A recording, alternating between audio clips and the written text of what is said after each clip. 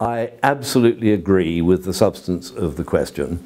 The illustration I use is this. Imagine you're a member of a golf club and you sit on the governing body and the golf club says we need to spend £500,000 on refurbishing the club. Okay, you vote for £500,000 for refurbishing the club.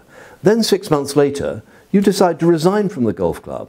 You don't expect the golf club to come along and say, well, you voted for £500,000 to refurbish the golf club. You've got to keep paying your subs until we finish the work. Of course not. You voted for certain programs as a member of the European Union. If you cease to be a member of the European Union, that's gone. Okay? There are certain responsibilities. I mean, lots of British bureaucrats have worked in the Commission or for EU agencies, so some arrangement, for example, for pension rights of people who work there must be agreed.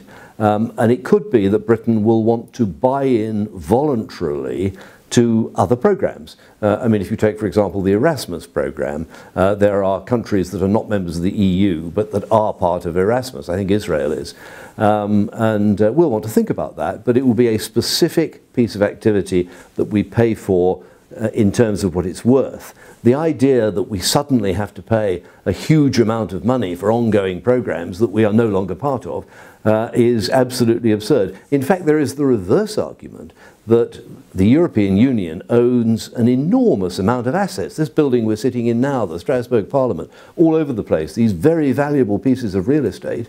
We could just as well say to Brussels, look, we in Britain reckon we've paid our share towards these things. We are 13 or 14% of those assets. Please now pay us because we're leaving and we want you to buy back our share of all those buildings.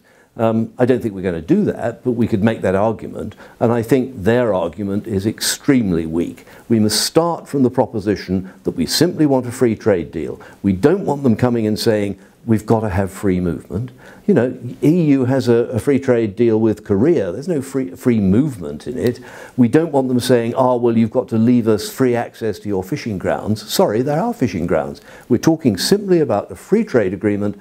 We have free access to the European market. The European market has free access to the British market. And actually, that's a bigger benefit for Brussels than it is for Britain.